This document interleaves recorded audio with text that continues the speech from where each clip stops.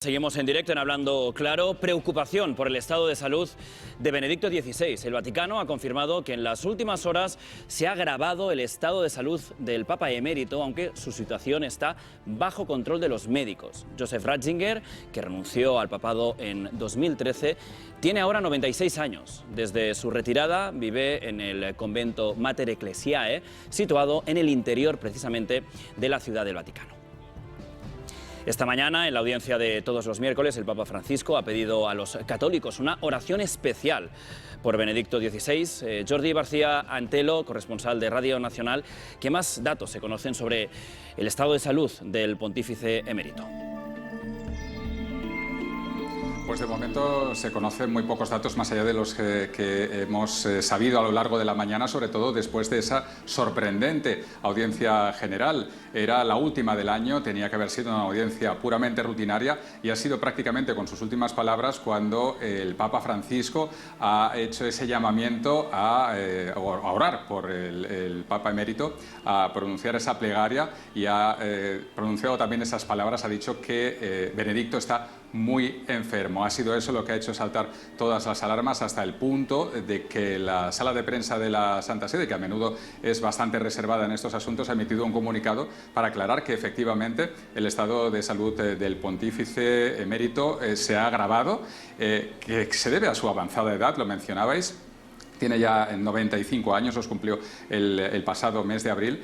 Y bueno, en las últimas imágenes, que son de principios de diciembre, se le veía, como ya sabíamos, con un estado de salud frágil. Es bien conocido que tiene dificultades en la vista, dificultades también con el oído, que le cuesta cada vez más hablar, pero también es cierto que siempre ha estado lúcido, lo han dicho todos los que se han encontrado con él en los últimos meses. La sala de prensa de la Santa Sede aseguraba, en cambio, que efectivamente su estado de salud se había agravado, pero que está bajo constante supervisión médica. Una señal de la preocupación por parte de la Santa Sede, del propio Papa Francisco, es el hecho que Francisco se ha acercado a la residencia de Benedicto para verle personalmente.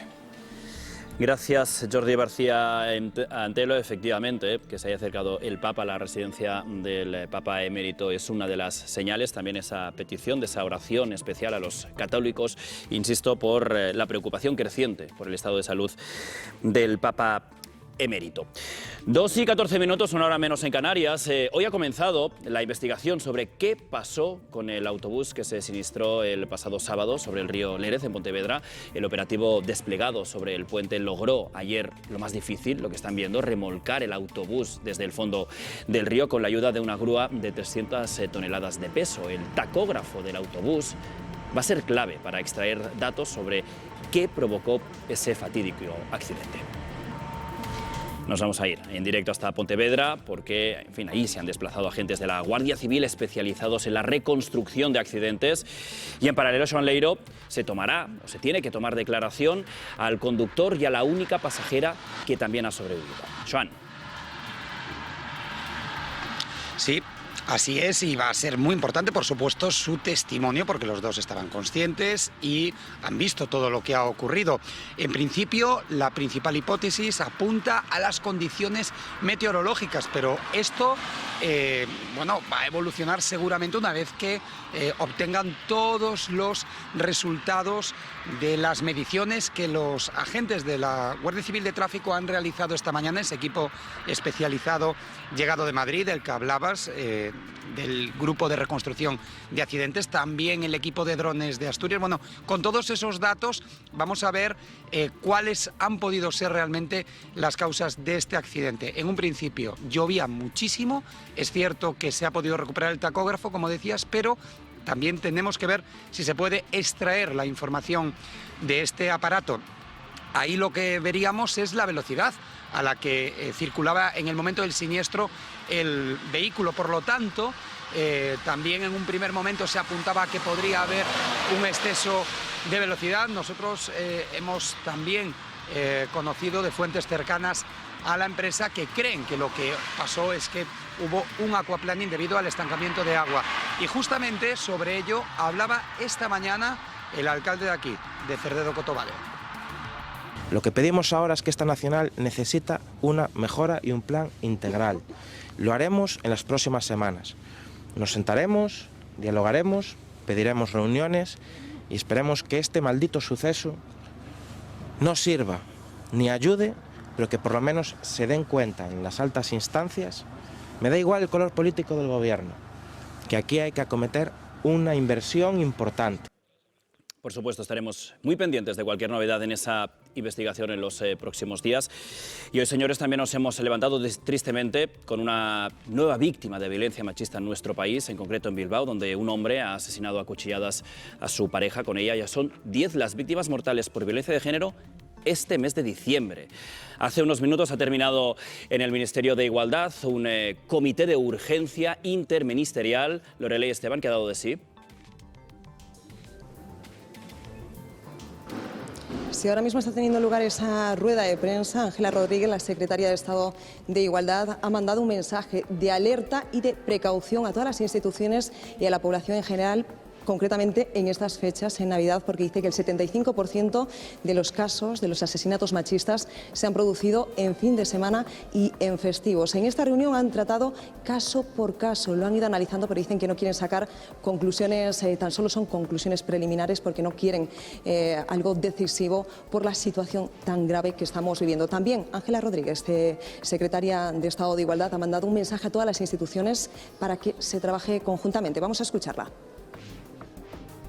Que es que necesitamos sistemas de coordinación interinstitucional que tengan la capacidad de entender mensajes a un lado y a otro de los distintos actores institucionales. Evidentemente, la información que se tiene en el ámbito judicial con la información que se tiene en el ámbito policial o la que se tiene en el ámbito de los servicios especializados debe ser interoperable. Esto quiere decir que todas las instituciones tenemos que estar en este momento arremangadas y entendiendo la información que se maneja en cada una de las esquinas de los actores que trabajan contra la violencia. Insistimos en ese teléfono, el 016, violencia específico para las víctimas de violencia de género. 2:19 minutos, una hora menos en Canarias. Tenemos más temas. El control de los precios de los alquileres ha sido uno de los principales escollos, uno de los temas que más ha alargado la negociación interna entre el PSOE y Unidas Podemos sobre el último paquete de medidas anticrisis. Se mantiene el tope del 2% a la renovación de los alquileres y se prorrogarán y congelarán 6 meses todos aquellos contratos que estén próximos al vencimiento. Así lo han valorado tanto el presidente del Gobierno, Pedro Sánchez, como la ministra Ione Belarra. Extendemos también hasta el 31 de diciembre de 2023 el límite del 2% a la actualización anual de los contratos de alquiler e introducimos una prórroga de 6 meses para los alquileres que expiren antes del 30 de junio. Estoy especialmente satisfecha de haber podido convencer a nuestro socio de gobierno de que era imprescindible tomar medidas en materia de vivienda, porque la vivienda es el principal gasto de millones de familias en España. Aunque lamento no haber podido incorporar también a este Real Decreto la congelación de las hipotecas a tipo variable. Lo han visto, el Gobierno interviene en el mercado del alquiler con esta prórroga de 6 meses a los contratos que vencían próximamente, pero hay una cara y una cruz siempre en esas decisiones. Vamos a hablar con María Andreu, es la directora general de la Asociación de Propietarios de Viviendas de Alquiler. ¿Qué tal? Muy buenas tardes, señora Andreu. No sé si considera que esta medida va a afectar a la oferta disponible de pisos en alquiler. A ver, evidentemente, nosotros al final lo que siempre decimos es que cualquier medida que se tome que sobreregule el mercado del alquiler, lo que hace es afectar a la oferta. Y esto es muy serio porque realmente el problema que tiene ahora mismo, el problema que tenemos de vivienda es un problema de oferta. Entonces, todo lo que disminuya la oferta va a hacer que las familias vulnerables se vean afectadas y que para ellos sea cada vez más difícil acceder a una vivienda. Entonces, se sacan medidas para solucionar un problema que están agravando. Es un poco contradictorio. Sí. ¿Usted piensa, por lo tanto, que esas medidas lo que hacen es agravar ese sector, ese mercado? No sé si usted piensa que se pueden alargar, que se pueden prorrogar más de esos 6 meses, que es lo que anunciaba ayer el presidente del Gobierno, Pedro Sánchez. Bueno, al final lo que estamos viendo es que continuamente son medidas que se van prorrogando, que nacen frente a una necesidad concreta, como nació frente al COVID, como nació frente a la guerra de Ucrania y como ahora nace frente a la inflación. Y es curioso que las mismas declaraciones que hizo el presidente del Gobierno, por una parte decía que nosotros estábamos mejorando como país frente a temas de la inflación y, sin embargo, se prorrogue algo que va contra 2 millones de propietarios, que son los propietarios que hay en España. Y no olvidemos que el 95% de estos propietarios son propietarios particulares. Señor Andreu, por sus palabras, no sé si me atrevería a decir que no sé si se sienten desprotegidos de alguna manera. Hombre, al final lo que sentimos como propietarios es que el problema social de la vivienda que está y que existe y que es real es algo que tiene que solucionar el Estado. Sin embargo, en el resto de las medidas que da, si nos damos cuenta, todas van acompañadas de una dotación presupuestaria para hacer frente a estas medidas. Y, sin embargo, cuando se trata de temas de vivienda, no se dota presupuestariamente para hacer frente a este problema que, como digo, estamos de acuerdo en que existe. Y entonces, al final, el que se hace cargo de estas medidas es el propietario. María Andreu, directora general de la Asociación de Propietarios de Vivienda de Alquiler, muchísimas gracias por atendernos en directo. Como les decía, señores, con esa decisión del Gobierno, esa prórroga, hay una cara y hay una cruz. Hay dos versiones completamente opuestas. Vamos a hablar en la otra cara de la moneda, donde están los inquilinos, donde están las personas que alquilan esos pisos. Vamos a hablar con Pablo Martínez, portavoz del Sindicato de Inquilinos e Inquilinas de Madrid. ¿Qué tal? Muy buenas tardes. No sé si consideran que es suficiente esa situación o se tendría que hacer más. Bueno, lo primero de todo, contestar a la persona que ha intervenido antes que yo sobre la oferta para desmontar un poco lo que se dice. La regulación de los alquileres no afecta a la oferta y solo podemos ver el caso de Cataluña cuando se aprobó la ley de regulación de los alquileres que obligaba a bajar los precios en donde se tenían que bajar debido a que había un mercado tensionado. En un municipio como Barcelona aumentó la firma de contratos un 30% y en todos los municipios donde se reguló el precio de los alquileres, el número de viviendas que entró al mercado del alquiler aumentó. Es decir, la regulación de los alquileres y la reducción de los precios de alquileres no afecta a la oferta. Eso lo quería comentar. Y sobre las medidas, nosotros en cierta manera valoramos positivamente esta medida porque a cualquier persona que se le fuera a acabar el contrato iba a poder tener una prórroga de 6 meses a un mismo precio, por lo cual rompe con el contexto alcista que venimos viviendo desde 2015, pero decimos que es insuficiente en cierta manera porque se deja fuera todos los nuevos contratos, es decir, cualquier persona que vaya a alquilar una vivienda ahora va a seguir sufriendo este contexto alcista que, como repito, desde 2015 en ciudades como Madrid, Barcelona o Valencia han subido un 50, un 60 y un 68% respectivamente y lo sigue haciendo, pues estas personas, además de tener que sufrir toda la cuestión de la inflación y la carestía de la vida, pues van a tener que seguir pagando estos alquileres tan elevados. Y también es insuficiente porque 6 meses es muy corto. Nosotros lo que vivimos durante la pandemia, que también estaba este tipo de medida, es que cada 6 meses, como había una prórroga de una prórroga, había, digamos, una inseguridad. No hubiera sido más tranquilizador o más efectivo una prórroga de un año entero. Y hay que diferenciar, no son propietarios, son rentistas. Y sobre también un dato, efectivamente, el 95% son pequeños propietarios, pero es que en este país solo el 4% de la población es rentista y el 51% de ellos cobra más de 40.000 euros al año. Nosotros decimos que en esta posición de desigualdad, pues hay que legislar a favor del que tiene una posición más desigual. Queda claro que para vosotros es insuficiente, además no estás de acuerdo, por supuesto, con lo que ha dicho la entrevistada anterior. Y va a ponerte un caso concreto. Imagínate que después de esa decisión del Gobierno hay un incumplimiento por parte de los propietarios. ¿Vosotros estaríais de acuerdo, por ejemplo, en aplicar sanciones duras?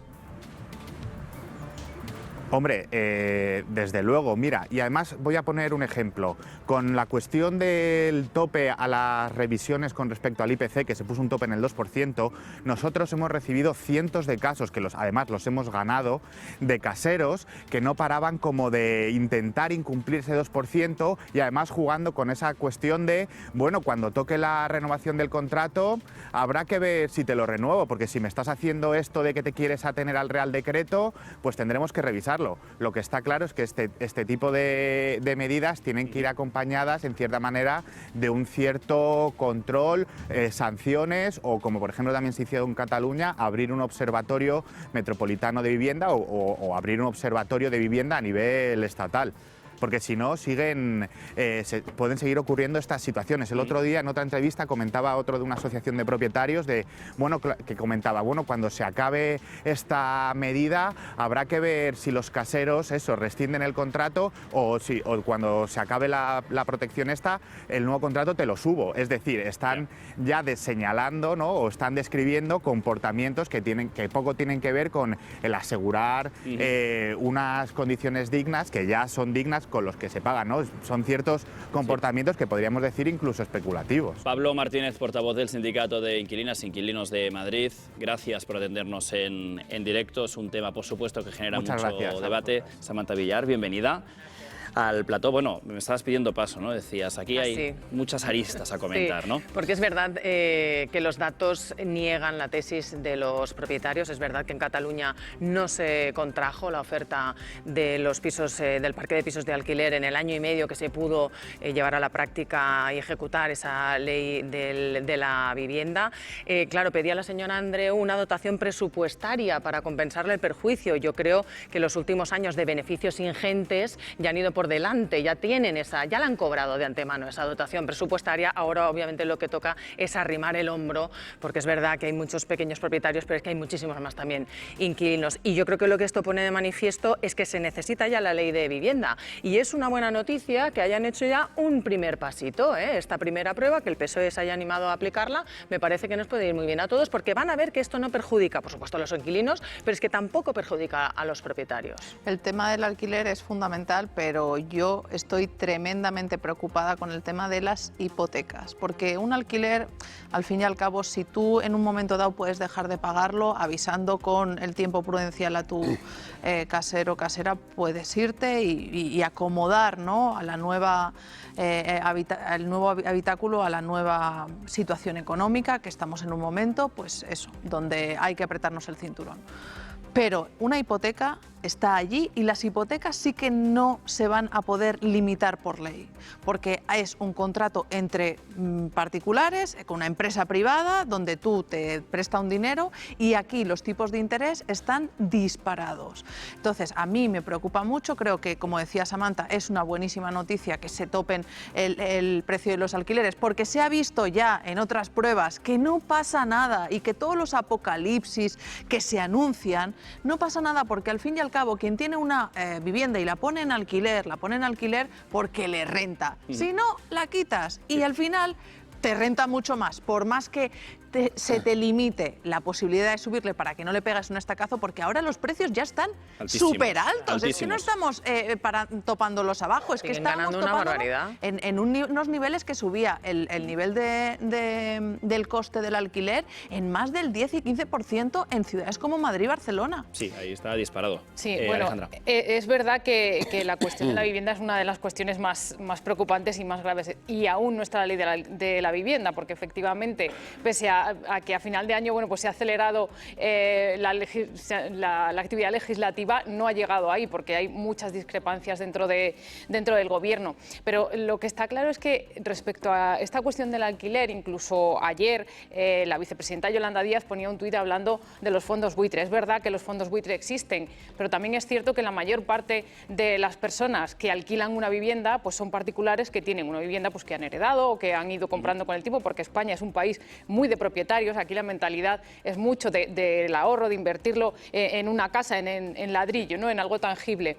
Entonces, es verdad que no se puede demonizar a quien tiene una vivienda en propiedad para alquilarla, y por lo tanto hay que regular teniendo en cuenta las dos caras de la moneda, como decías tú, Marc. Sí, ponía Samantha la esperanza en la ley de la vivienda. Ley de vivienda que está atrasadísima y que todo indica que no va a salir adelante. ¿Por qué? Porque hay dos modelos enfrentados. El que tiene la parte socialista del Gobierno y la parte Podemos del Gobierno. Y la prueba es que la ministra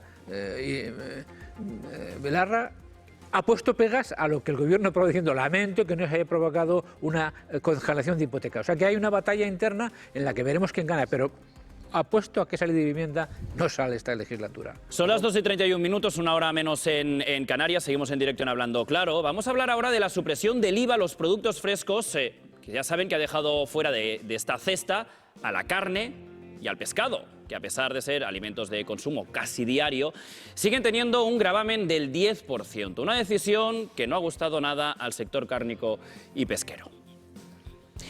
Javier Garat es secretario general de la Confederación Española de Pesca. ¿Qué tal, Javier? Muy buenas tardes. Bueno, en primer lugar, ¿cómo se han enterado ustedes que el pescado siga con ese IVA del 10% y que no haya pasado lo mismo que ha pasado, por ejemplo, con el aceite, con la pasta? Hola, buenas tardes. Pues la verdad es que lo hemos lamentado muchísimo. Se ha perdido una oportunidad histórica para reconocer la importancia que tiene el consumo de pescados y mariscos en España.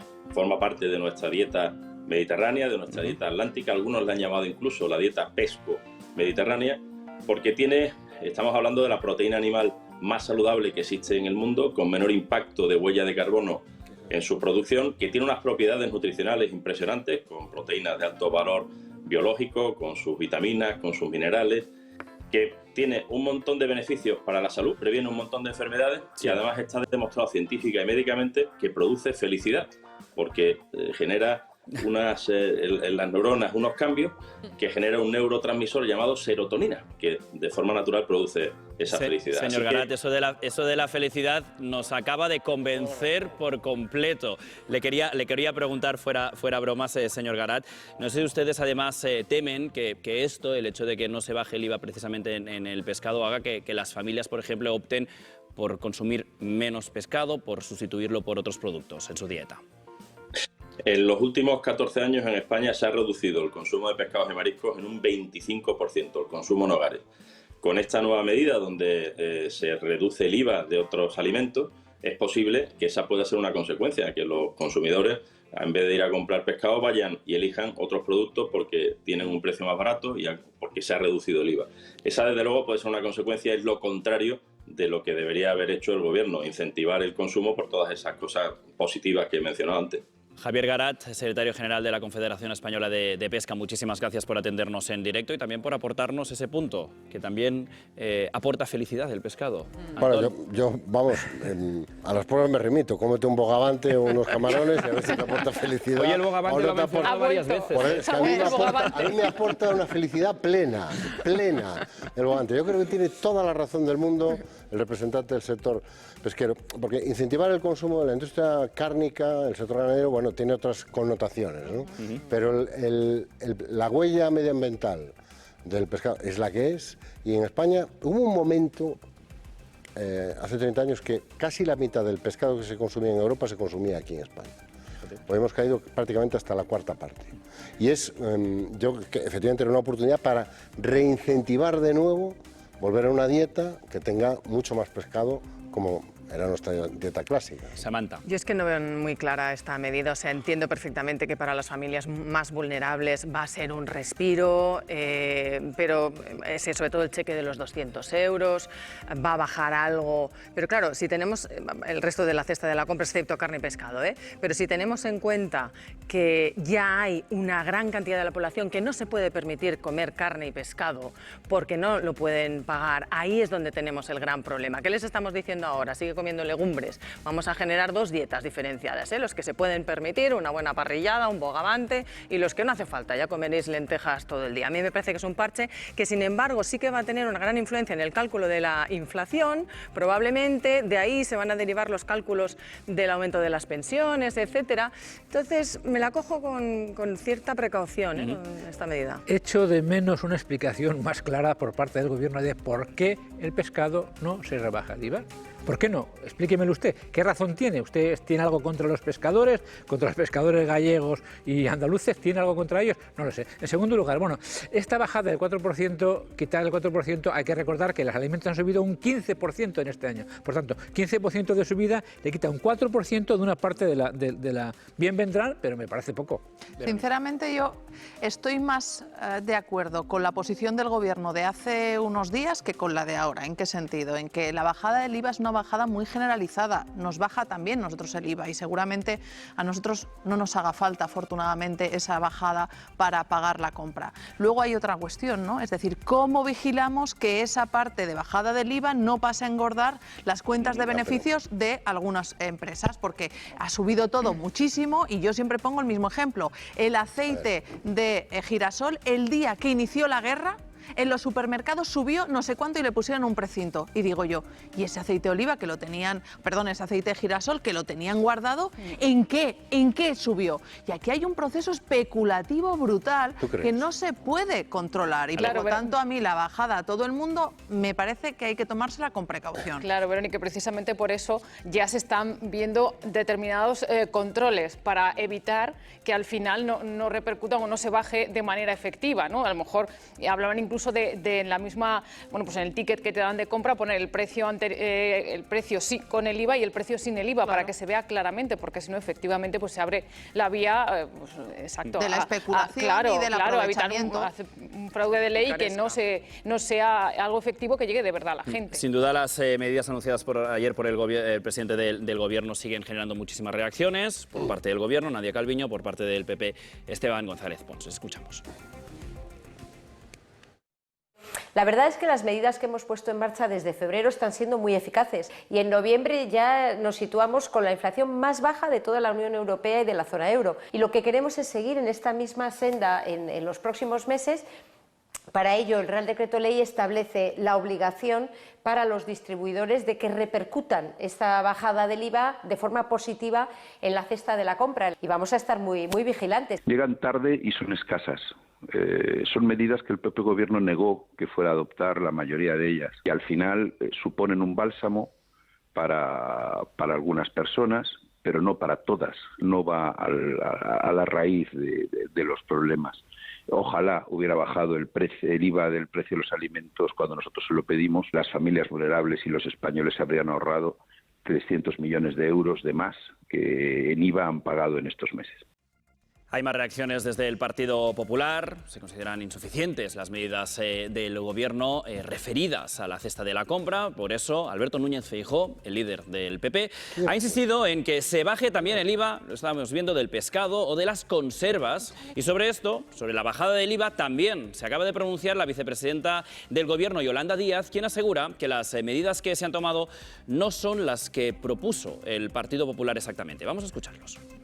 Aceptamos y valoramos que se copien las propuestas que hemos traído hasta la fecha, pero pedimos que se completen con algo lleno de sentido común, que el IVA de los alimentos, la bajada afecte al pescado, a la carne y a la conserva. La medida que incorpora el Gobierno de España no es la que quiere el Partido Popular. Lo que querían es una bajada absolutamente generalizada del IVA en los alimentos. Y estos, como ven ustedes en ese precepto en cuestión, no se produce de ninguna de las maneras. Estoy de acuerdo con todos. Porque son gallegos. No, pero porque son todos gallegos. A la conexión noroeste. Todos tienen una parte de razón. Es decir, yo creo que González Pons llega a entrar, pues a lo mejor un poco sí, a lo mejor hay que haber actuado en la alimentación antes. De hecho, en este programa lo hemos hablado varias veces. Son escasas, pues a lo mejor lo acaba de decir Verónica, a lo mejor lo del IVA había que repensarlo más, pensarlo un poco más, aunque bueno, siempre estamos diciendo que la inflación y el IVA son el impuesto de los pobres, bajar el IVA, estaremos bajando entonces una parte de ese impuesto, ¿no? Yolanda Díaz dice, no es lo que pedía el PP, pues es evidente que no es lo que pedía el PP. Y por fin, Alberto Núñez Feijóo, con ese look de fin de año, vamos a... Es de working no sé si class. Se está aprobando Tiene razón, no me voy a contradecir a mí mismo. Yo acabo de pedir hace 2 minutos que se baje el IVA del pescado. Feijóo lo ha hecho porque te ha escuchado a ti. Tengo que estar de acuerdo con mi Alberto. Están las redes sociales ardiendo de imágenes del presidente del Gobierno y de la ministra de Trabajo y de la vicepresidenta económica diciendo que bajar el IVA es de derechas. Y lo han hecho ahora. Entonces, por lo menos que digan, hemos rectificado. Sí, bueno, es que ayer nada más conocerse la medida que el presidente de Gobierno la comunicó en directo en su balance del año, pues es verdad que rápidamente la reacción del Partido Popular fue decir, esto ya lo dijimos en septiembre, y es cierto, ya en septiembre estaba esa medida de bajar el IVA a los alimentos y bueno, pues claro, incluso han hecho el cálculo. Otra cosa diferente es que se hagan unos alimentos u otros, es decir, eso ya es entrar al detalle, pero la bajada del IVA efectivamente ya se había propuesto. El periódico de Cataluña traía hoy, habían hecho el cálculo en la cesta de la compra de una familia de 4 miembros y la bajada al mes son 3 euros. ¿Vale? Tenemos claro de lo que estamos hablando, porque si no incluyes la carne y el pescado, es que entre huevos, pasta y tal, tú no te vas a gastar tantísimo. A mí lo que me sorprende... con esto. Aparte la fruta y las verduras, la fruta sí son caras. Pero no es tan cara como la carne y como el pescado, que no tiene ningún tipo de... A mí aparte de estar de acuerdo con lo de Samantha, es decir, que a lo mejor a cada uno nos supone poquito y en los impuestos suponía un mucho para seguir ayudando a esas personas que más lo necesitan. A mí, sinceramente, lo que me produce sorpresa es lo del Partido Popular. Dice, qué bien, nos dan la razón y cuando se vote se van a votar en contra. Es decir, no han votado absolutamente a ninguna medida a favor de esas que decían que ellos ya lo habían dicho. Eso sí que es contradecirse a uno mismo. Son las 2:42, una hora menos en Canarias. Fumata blanca. 6 meses después, el Consejo General del Poder Judicial ha logrado al fin cerrar la renovación pendiente del Tribunal Constitucional con la elección de la progresista María Luisa Segoviano y el conservador César Tolosa. La votación ha salido por unanimidad después de que los vocales progresistas renunciasen a su candidato y aceptasen la última propuesta de nombres presentada por el bloque conservador. Desde el Partido Popular creen que el Consejo General de Poder Judicial se ha resistido así a que el Gobierno imponga a sus candidatos cambiando la ley. La elección no es llegar a un acuerdo. La elección es que el Gobierno levante las manazas de las instituciones y todos los votos se fueron a los 2 magistrados que representan la independencia de las instituciones. Es fácil, el día que Pedro Sánchez se libere de la esclavitud moral respecto de los independentistas y de Bildu, si usted ve visos de que Pedro Sánchez vaya a liberarse de la esclavitud moral a la que lo tiene sometido Oriol Junqueras y lo tiene sometido Bildu, pues entonces a lo mejor. La esclavitud moral. Pepe, contundente del Partido Popular. Un gran día para la democracia, dijo ayer un ministro del Gobierno. Gran día para la democracia. ¿Qué ha pasado realmente, hablando con jueces? Ha pasado que Enrique Lucas, el miembro del Consejo Judicial del PNV, iba a apoyar a la propuesta de los conservadores. Cuando se dieron cuenta de que ganaban, los progresistas se han sumado en bloque para decir no voy a quedar mal. Por tanto, una votación de unanimidad, no, pasaba que iban a perder y que se han sumado los progresistas a esa votación. Bueno, yo me siento un poco como Marty McFly en Regreso al Futuro, ¿no?